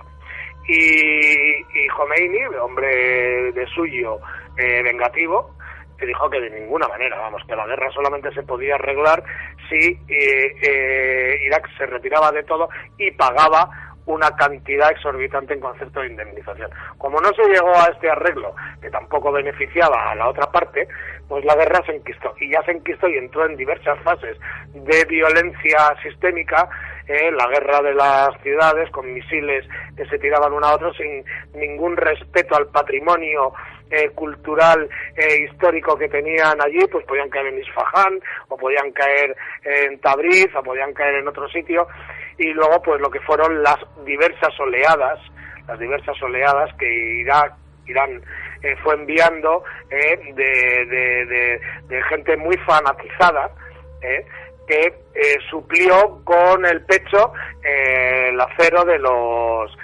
iraníes. Esto sorprendía a todo el mundo, porque realmente pues la gente cobró un concepto bastante negativo del fanatismo de los iraníes, pero realmente ellos, como bien ha dicho Rubén, pues es un país milenario, es un país y con vocación imperial, y es un país que no se iba a dejar aplastar por otra potencia que en el fondo era pues un país creado con escuadra de Cartabón en 1916, ¿verdad? La provincia de Mesopotamia. Sí, es un país que no tiene mucho sentido históricamente, Irak, porque no tiene nada de histórico. Es un invento hecho deprisa y corriendo al término de la Primera Guerra Mundial. Exactamente. Y entonces la guerra Irán-Irak, pues al final entró en otra fase, ya todavía más peligrosa, que fue la fase de los petroleros, donde Irán amenazó e intentó bloquear el estrecho de Hormuz, y entonces esto ya directamente motivó que las potencias occidentales fueran en procura de sus convoys y de su suministro de petróleo tan necesario para mantener el estilo de vida occidental, y entonces ya produjeron la protección de los convoyes devino en choques contra las lanchas torpederas, lanchas rápidas que tenía allí Irán. Por otra parte, Irak actuaba con impunidad, su aviación podía entrar y salir de los diversos espacios aéreos de los países de alrededor y nadie le rendía cuentas. De hecho, atacaron una nave americana y los americanos dijeron, bueno, pues nada, pedidos a la mar, porque esto es un error. La fragata Stark, ¿no?, que matan 37 marineros norteamericanos, y bueno, y USA, Estados Unidos, como que les dice, bueno, ha sido un error. Los americanos ahí eso no le hicieron nada, pero sin embargo cuando los iraníes asediaban, atacaban o atacaron alguna embarcación americana, pues eso supuso prácticamente la entrada en guerra de los Estados Unidos, y a punto se estuvo cuando los americanos derribaron un Airbus con 300 pasajeros que iba de Irán a Qatar o a Emiratos, y entonces ese crimen de guerra, que nunca nadie ha pedido perdón ni ha pedido disculpas, pues suponía que Irán, si quería rendir cuentas, tenía que entrar en guerra con los Estados Unidos, y ahí es donde Khomeini apuró la copa de amargo acíbar para sentarse y firmar la paz con Irak, a cambio de que, bueno, pues tú no has ganado, yo tampoco, pero yo he ganado toda vez que no he perdido, ¿verdad? No, aparte que es la actitud de Estados Unidos, es lo que dices, de una contradicción, porque por ejemplo, te he dicho antes lo del Stark, la fragata Stark, pero luego hay un destructor, el Samuel Robertson, que no es que sea atacado por los iraníes, sino que simplemente colisiona con una mina marina provoca daños, claro. y la respuesta de Estados Unidos es brutal, porque lo que hace atacar es las atacar plataformas petrolíferas iraníes y en los la isla puertos, porque uno de Kara. los buques, el Hoshan y el Shahant, y además también destruye varias lanchas rápidas. O sea, es una cosa, y luego en el caso, como has dicho, del Airbus A300 de la línea Air Irán, vamos, que además lo derriba el crucero Vincennes, que provoca 290 muertos, el presidente Bush padre en aquel momento. Vamos, me parece vergonzoso, porque lo único que dice es la vida continúa. O sea, como si eso fuera, dices que es una actitud completamente hipócrita. O sea, sí, además que... Bueno, es hipócrita, pero es coherente, congruente. Sí, coherente con la geoestrategia mundial, pero bueno. Claro. Y además que ellos, para justificar, dicen que confundieron el avión con un caza. ¿Cómo vas a confundir un caza con un Airbus? Es que... Sí, es demencial. Por cierto, que estaba en el avión iba por su pasillo comercial, por su pasillo aéreo, y además iba correctamente identificado, y no, o sea, en ningún momento se podía confundir un avión de unas dimensiones con otro avión de otras. O sea, simplemente el reflejo en la pantalla del radar, eso lo entiende rápido, la velocidad que lleva, la altura, o sea, el pasillo por el que circula, etcétera. Simplemente, bueno, pues que es que Estados Unidos estaba buscando un casus belli, porque ya la guerra estaba entrando, o sea, el nivel de insolencia, si queremos decirlo así, de Irán ya era tal que, bueno, que no había hincado la testud ni la rodilla a pesar de todas las ofensivas, y la guerra se estaba convirtiendo en demasiado cara. Vamos a ver, fruto de esa guerra, Irak, perdón, que es fácil confundirse, perdón si se me desliza la última letra, Irak contrajo tal deuda con Kuwait que cuando llegó la hora de que tuviera que pagarla, Irak dijo: yo no voy a pagar de esto nada, o sea, una cantidad exorbitante que ahora mismo pues no puedo recordar. Dado que no la iba a pagar, pues Irak decidió, bueno, pues yo cojo, invado este país, que en el fondo es una provincia secesionada de mi país por Inglaterra en su momento, para quedarse con la zona más rica de Irak y tal, y entonces, pero ese es el fruto, o sea, ese es el fruto de la guerra empobreció tremendamente a Irak, y Irak solamente ya pudo a lo que es la política acción-reacción más acción, ¿sabes? Yo ya he salido de esta guerra mal, necesito otra guerra donde recuperarme, que es la técnica del jugador. Pues necesito, en la siguiente voy a tener más suerte, y te vas metiendo en una dinámica donde al final, pues, porque... Irak, Saddam Hussein acabó ahorcado por sus propios aliados. Sí, al final convirtió a sus aliados en enemigos. Claro, porque además eso, conforme termina la guerra de Irak-Irán, Irak tenía unas fuerzas armadas superpotentes, tenía una deuda, como ha dicho Nico, contraída con Kuwait enorme, y aparte tenía todas sus infraestructuras petrolíferas destrozadas, porque esta guerra había sido faticida y habían bombardeado instalaciones petrolíferas, instalaciones vitales, y Irak en ese momento tenía prácticamente la totalidad de todas sus infraestructuras petrolíferas destruidas. O sea, que tenía petróleo, pero no era capaz de producirlo. Entonces es que no tenía otra opción más que lanzarse a la conquista de Kuwait. A otra nueva guerra donde me vaya a recuperar.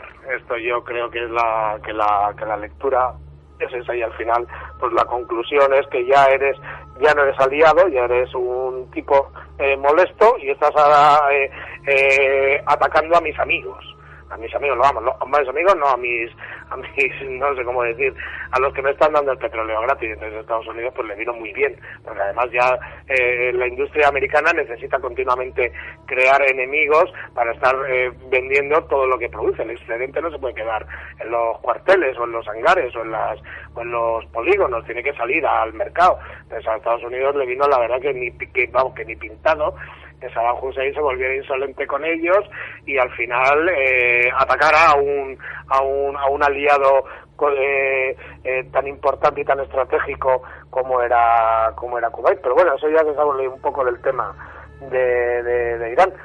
Lo que yo sí creo es que Irán, bueno, pues salió también muy tocado.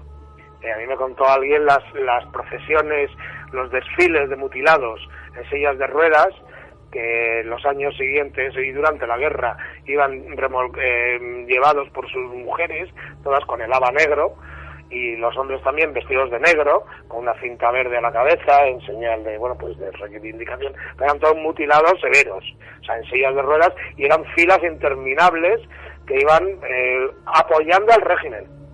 O sea, realmente una visión estremecedora, ¿verdad? Aparte de que Irán tuvo unos 800.000 muertos en esta guerra, que es una cifra astronómica. Una cifra inasumible. Y además, aparte de los heridos, luego hay que añadir otro 500.000 de personas afectadas por la guerra química. Por el gas. Además, o sea... Y zonas áridas. Quedaron inmensas zonas áridas donde no se podía cultivar. Si lo que saliera de ahí iba a estar contaminado de algún tipo de gas. Es decir, sí, o sea... Eso mismo hoy pasaba también en China.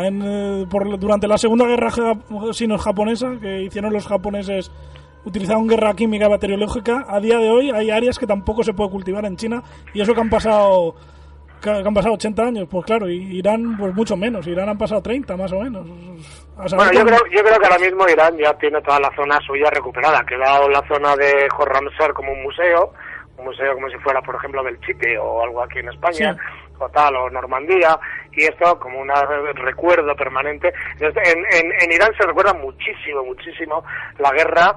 Ellos llaman la guerra impuesta, porque es una guerra que ellos no buscaron, ni esperaban, ni nada, les vino de repente de afuera, una guerra de invasión, y ellos en todas las plazas, en todas las pequeñas ciudades, hay fotos de que de ese pueblo salieron 5, 6, 7, 8, 10 mártires, que ellos lo llaman mártires, y tienen sus retratos en las plazas con la leyenda, y evidentemente ellos tienen museos de la guerra. Yo he estado en alguno donde estuve, no sé si era en Yazd o en donde, o no, en Khorramshahr me parece, y tienen museos de la guerra por todo el país, y tienen verdadera devoción por los caídos. O sea, es una cosa que lo recuerdan, no van a permitir que eso caiga en el olvido.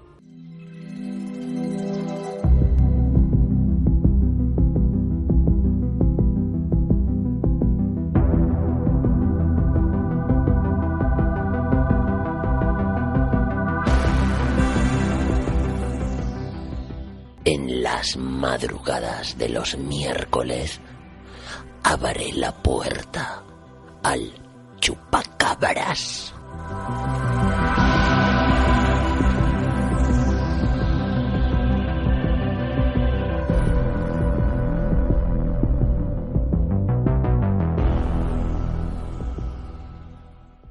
De hecho, podemos decir que esta religión chií, que es la predominante en Irán, es como una especie de religión que está abocada al sufrimiento, y que este sufrimiento y este sacrificio que hizo el pueblo iraní en esta guerra está bien representado en la fuente esta de la sangre que hay en Teherán, que es una fuente que parece que emana sangre, que sería la máxima expresión del sufrimiento y el sacrificio que hizo el pueblo iraní para derrotar al atacante iraquí.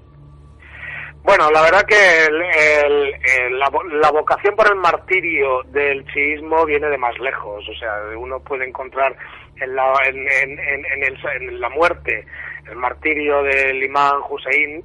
Ellos se retrotraen a ese momento. Ese es el momento verdadero, ahí en la batalla de Kerbala, el momento verdadero donde ellos encuentran la justificación, la satisfacción al martirio. Es decir, si lo hizo nuestro querido Imán Hussein, que ellos le tienen en estampas con una imagen idealizada como Jesucristo, es la misma cara que nosotros aquí ponemos a Jesucristo, le pones un pañuelo y le pones tal, y es el Imán el Imán Hussein, que fue a la batalla de Kerbala sabiendo que iban a matar, y en efecto lo mataron, los caballos le pisotearon, le cortaron la cabeza, y entonces ellos dicen, bueno, si eso se celebra en ciudad de Kerbala, en el mes de Muharram todos los años, y ahí van latigándose, que lo habremos visto muchas veces en la tele, con unos cilicios de hierro, etcétera, hasta que se ponen en carne viva todo, pero ellos lo ven eso como...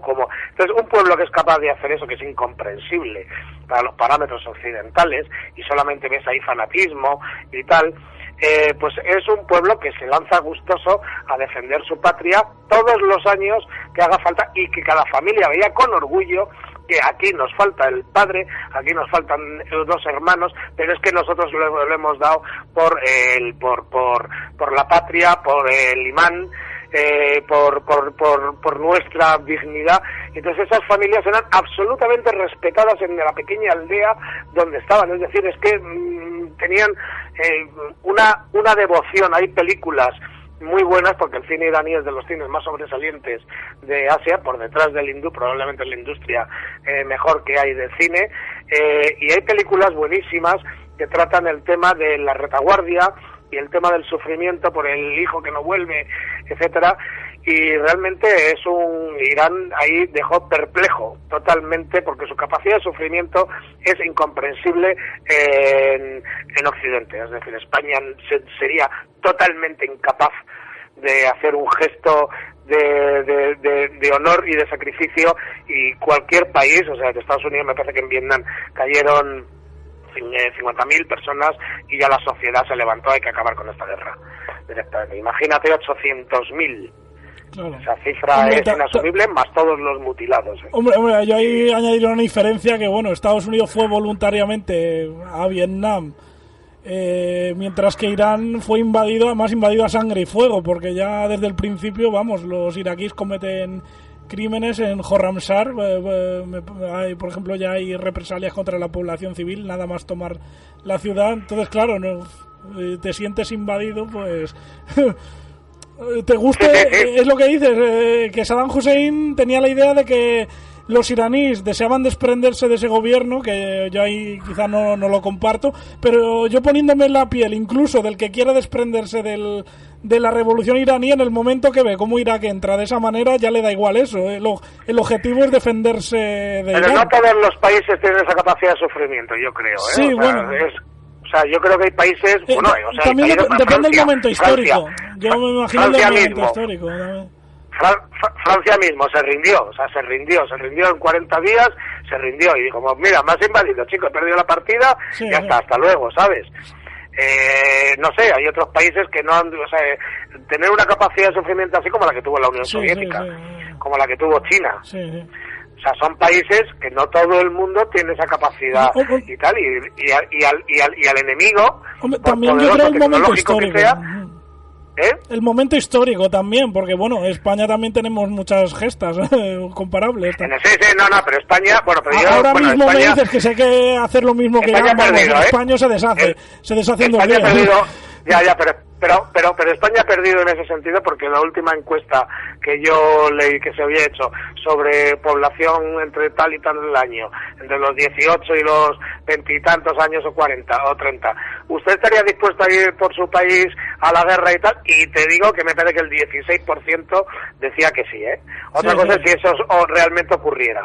Pero es que yo creo que tú preguntas en otro país, ¿usted iría a la guerra por su país y tal? Y yo creo que la juventud está muy motivada y se lo cree más. Y dirían que sí. En España realmente, no sé. España o Occidente en general. Sí, es Occidente, realmente sí, claro, es un poco el hedonismo. Al final te metes en una sociedad que es muy confortable y me ha metido yo pero tú preguntas, hay otros países, tú preguntas, por ejemplo, en Hispanoamérica hay un nivel de patriotismo, pero en países que su existencia es, no sé, te puedo decir Guatemala o te puedo decir Nicaragua, que es una existencia hace nada, Son países que tienen un amor a su bandera, a su himno, a sus enseñas exteriores, y ellos te dicen que sí, vamos, pero que sin dudarlo, En fin, no sé si nos estamos saliendo del tema.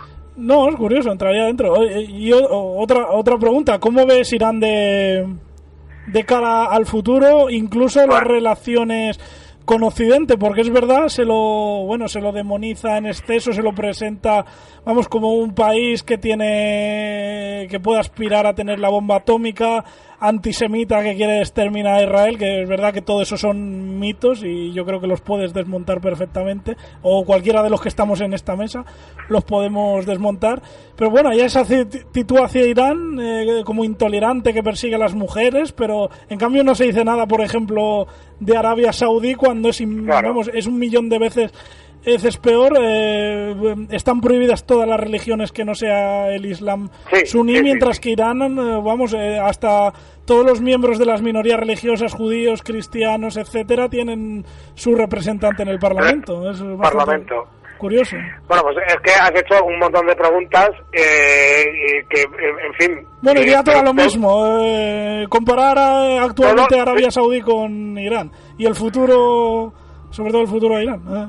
Yo la verdad que del futuro de Irán soy bastante pesimista en el sentido de que hay un propósito de que Irán no salga vivo a la presidencia de Trump. Creo que esa es la apuesta de Israel, encardinado en Netanyahu. Otra cosa es que Netanyahu vaya a seguir, porque Netanyahu tiene problemas judiciales y a lo mejor tiene que convocar elecciones y entonces veríamos si esa, pero es posible que las elecciones, si no las gane él, las gane su formación, y que es de la más extrema derecha, y apuesten porque Trump, que es el más beligerante como un evangelista que entiende que lo que dice la Biblia es cierto y él no tiene ningún derecho a llevar la contraria a lo que dice la Biblia, y la Biblia dice que Israel es el pueblo elegido de Dios. Entonces, en función de esa lectura, hay que entender que Israel sabe susurrar al oído de este hombre, y además que luego está Mike Pence, que es el vicepresidente, que ya no es, porque se puede decir es que Trump es un torcebotas y tal, pero Trump no es ningún torcebotas, y mucho menos su vicepresidente Mike Pence. Y Mike Pence es mucho más radical todavía que Trump. Entonces yo creo que la coyuntura ahora mismo, Israel quiere aprovechar que está Trump, porque a lo mejor mañana Trump en unas elecciones cae y entran los demócratas tipo Obama y Netanyahu se llevaban fatal. De hecho, Obama decidió cambiar el sentido del enfrentamiento con Irán, toda vez que se dio cuenta, porque se lo debían de decir y él también lo debía saber, que Irán no tenía ningún propósito de tener la bomba atómica para tirársela a Israel. Entonces al final le dijo más o menos a Israel: oye macho, mira, que de verdad que no me creo ya este tema tuyo, que ya sé que es una letanía que nos estás contando en Naciones Unidas todo el día, pero que están a 5 días de conseguir la bomba, que quedan 4, que quedan 3, pero es que resulta que estamos hablando hace varios años. Cualquier país en este tiempo ya la habría tenido. Que además es que tú, ¿para qué quieres para qué crees que quieren la bomba atómica? ¿Para tirarla? O sea, porque es que, o sea, tú puedes tener una bomba atómica, claro. Pero una bomba atómica tú no eres una potencia atómica, necesitas un arsenal y necesitas que esas armas atómicas estén con misiles probados y que puedan hacer blanco en el sitio, porque si no realmente, pues eso es, y como tienes una bomba y falles, o si aciertas, pero ya sabes que la represalia de fuego es devastadora, ahí ya sí, justificada con todo el argumentario de la ley. Entonces, yo creo que Israel, por el tema de Hezbollah, fundamentalmente por el tema de Hezbollah y el tema de cómo se ha complicado el tema de Siria, necesita que el régimen de Irán no sobreviva. Ya lo dijo hace poco Bolton, me parece. Irán no puede cumplir el 40 aniversario de la revolución, y el 40 aniversario de la revolución lo cumple este año, el 11 de febrero.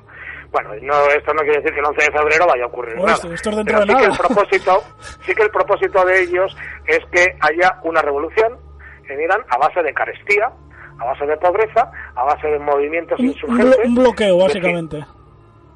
Un bloqueo. Bueno, un bloqueo y fomentar la insurrección y fomentar la pobreza y una inflación. Yo conozco gente que está yendo continuamente a Irán y me dicen pues que la calidad de la vida de la gente se deteriora muchísimo. La inflación es brutal, el poder adquirir medicamentos pues es cada vez más complicado. Entonces, claro, tú lo que quieres es vivir mejor, porque estás viendo que en Turquía, en Estambul, que es donde la gente joven iraní quiere ir, no quiere ir a Nueva York, quieren ir a Estambul y tal, ¿no? Por ejemplo, o que en los países de alrededor, pues tal, y te dicen, bueno, y si de repente quitáramos a este gobernante que encima es corrupto y que encima es no sé qué y que encima no sé qué, no sé cuánto, pues volvemos a tener las cuentas abiertas, que es lo que le promete Estados Unidos si se liberan de sus dirigentes. Pero claro, yo el otro día hablaba con un analista internacional de primerísimo orden y me dijo, vamos a ver, tú sabes que Irán es un imperio. Entonces, derrocar así por la fuerza de la intervención exterior a este país es una tarea poco menos que imposible, ¿no? Sí. y ya está. Pero realmente Irán es un país posibilista, es un país que firmó el acuerdo 5+1 y que acogió todos los, y que lo ha cumplido, y es que lo ha dicho el organismo de la agencia atómica. Señores, no hay ningún motivo, estos tíos han abierto todas sus instalaciones tal y como se quedó hablado, y están cumpliendo escrupulosamente todos los acuerdos. Sin embargo, pues no es suficiente, y entonces Estados Unidos dice, al país que negocie con Irán yo le pongo sanciones. Pues claro, por ejemplo, empresas españolas que querían ir, y que yo cuando voy alguna vez en alguna recepción de la embajada, que se escucha, tal, no sé qué, no sé cuándo, pues ya esa gente que ya es reticente, cuando no directamente, que se han ido. Entonces en Irán, pues ahora mismo hay una incertidumbre, la gente joven ve con mucha incertidumbre el futuro, y dice, pues es que nosotros estamos haciendo las cosas bien. Sí, claro. ¿Por qué se nos castiga sistemáticamente? O sea, ¿cuál es el motivo del castigo sistemático al que nos tienen sometidos desde los tiempos de Saddam Hussein, del tiempo de los bloqueos, de las sanciones, etcétera? Si hemos cumplido todo, o sea, si nosotros somos un país que hemos ayudado a Estados Unidos con inteligencia en el tema de Afganistán, somos un país que hemos ayudado a consolidar Irak, somos un país realmente que cuando decimos que hacemos una cosa la cumplimos. Entonces, claro, ellos están muy perplejos porque además saben la mala imagen que proyectan en el exterior con todo este tema que cuentas tú de las mujeres, y que sin embargo tú ves mujeres, yo estaba andando por Irán y ves mujeres en actitudes y comportamientos que son, bueno, pues no te voy a decir parangonables a los de España, porque en España es otro tema, pero no tienen nada que ver con Kuwait, ni tienen nada que ver con Arabia, y sin embargo, pues ahí no se pone, ni se dice nada, ni dice nada los tertulianos de las diversas cadenas de televisión, porque hay un compromiso de silencio para no afectar ni no dañar a un aliado tan importante y un socio, un cliente tan importante como es Arabia. Y sabéis el tema de las fragatas, sí, al final y el tema de las armas inteligentes, que dice la peruguayada, la ministra, no, ellos como son muy inteligentes ya sabrán esas bombas dónde caen. Hombre, ya, pues espera que no caigan en un autobús de niños en Yemen, que ya ha pasado, es un arma inteligente. Entonces, claro, Irán está muy perplejo y muy dolido con Occidente, porque dice Occidente nunca me tiene la palabra. Hombre, el imperio persa es mucho imperio persa. Yo tampoco soy tan pesimista. Como dices, es difícil atacar. No, vamos a ver, o sea, en el largo recorrido, yo creo que Irán triunfará. Sí, en el largo recorrido, pero yo ese recorrido ya no sé cuánto tiempo va a ser. El problema es el sufrimiento. Que lo van a pasar mal. Sí, que le aflijan, sí. Que lo van a pasar mal, eso sí, pero es que lo están pasando ya, O sea, vamos a ver, hubo un atentado de los Mujahideen Halk en un desfile hace no mucho tiempo, y ahí murió gente. Es decir, hay gente que está muriendo. O sea, que hay atentados, tal, pero luego el pueblo está muy sometido a una carestía, y esa carestía, pues es que tendríamos que sufrirla nosotros un mes. Y entonces sabríamos lo que vale un peine. Sí.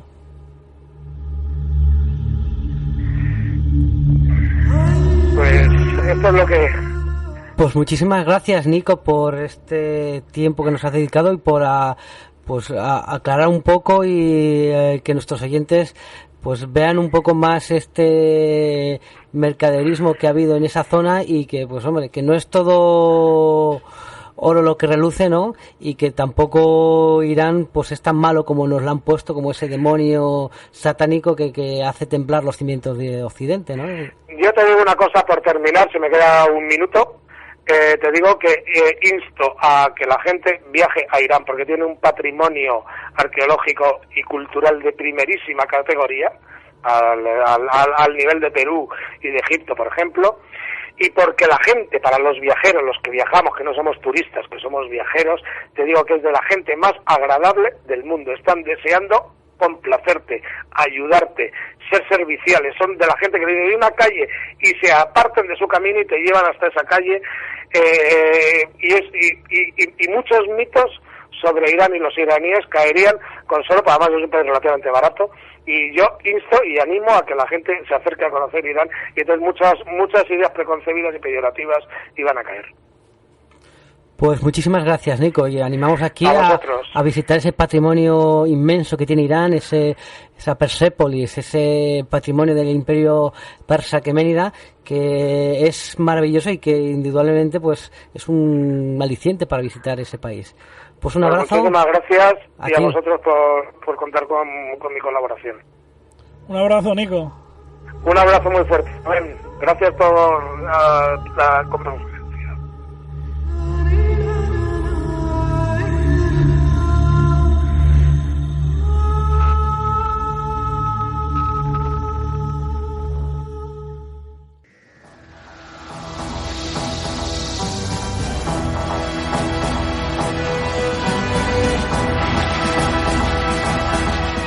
Bueno, Rubén, una noche más hemos llegado al final del programa y es que sabe a poco. Podemos haber estado hablando con Nico una hora más porque es que no se nos ha hecho cortísimo. Persia da para mucho. No, y además nuestro invitado de hoy es un hombre gran conocedor de esta tierra.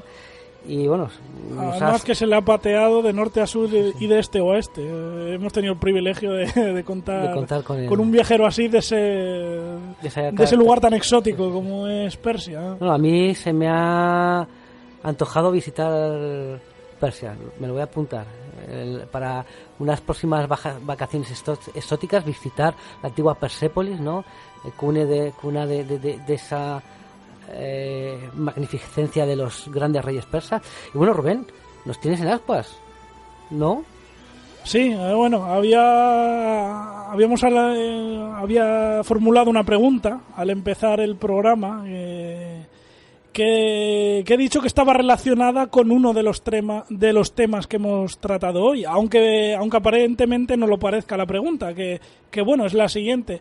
¿Cuál es el país que más muertos tuvo en la Primera Guerra Mundial, 1914-1918?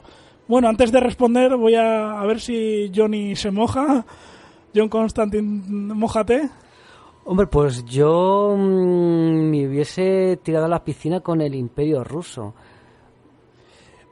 Las respuestas que suele dar todo el mundo son 3 países. El Imperio Ruso, como has dicho, Alemania, Francia, por lógicamente la guerra de trincheras, en el caso de Rusia la revolución, pero las 3 son incorrectas.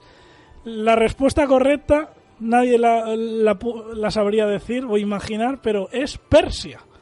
Y voy a dar la cifra, no se sabe exactamente, pero las cifras más bajas son de unos 5 o 6 millones de muertos y las más altas unos 8 millones de muertos.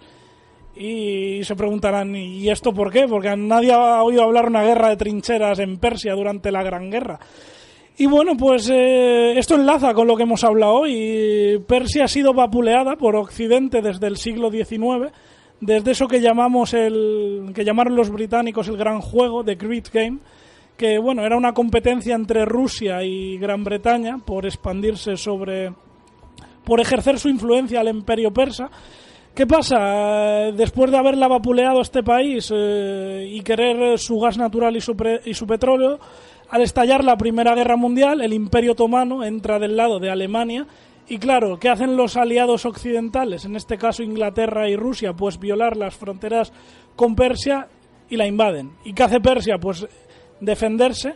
Lógicamente, aunque es poco conocido, se suma a la alianza con Alemania y el Imperio Otomano.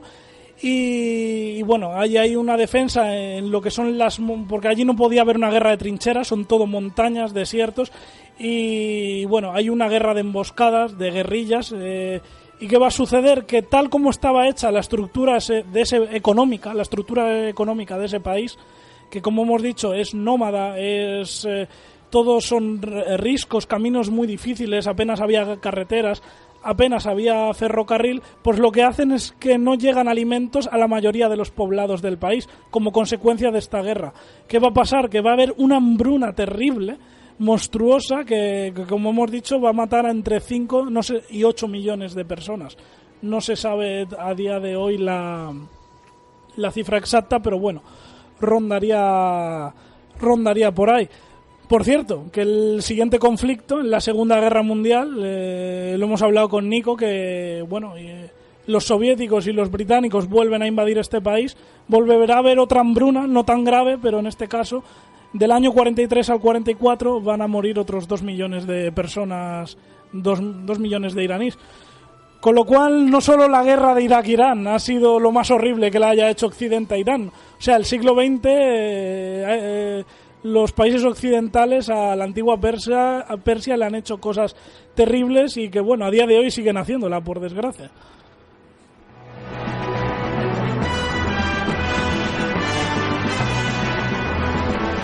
Como decía el Ayatollah Khomeini, el gran satán occidente, ¿no? Y es quizás a lo mejor somos nosotros, los satánicos. Los satánicos somos nosotros. Sí. Como siempre, aprendiendo y descubriendo la historia. Y como decimos siempre al final de nuestro programa, y quizás esta frase que decimos siempre tenga más sentido que en otras ocasiones, pues hay que abrir los ojos y despertar, porque en este caso la historia que nos han contado y que nos siguen contando, pues no es todo lo cierta que parece que es. Pues, queridos oyentes, Rubén, hasta el próximo programa.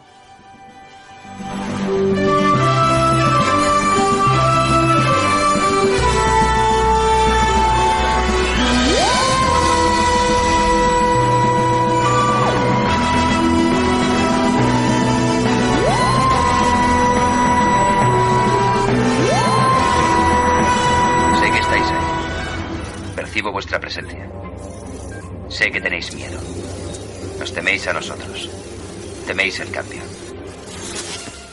Yo no conozco el futuro. No he venido para deciros cómo acabará todo esto. Al contrario, he venido a deciros cómo va a comenzar. Voy a colgar el teléfono. Y luego voy a enseñarles a todos lo que vosotros no queréis que vean. Les enseñaré un mundo sin vosotros. Un mundo sin reglas y sin controles, sin límites ni fronteras. Un mundo donde cualquier cosa sea posible. Lo que hagamos después es una decisión que dejo en vuestras manos.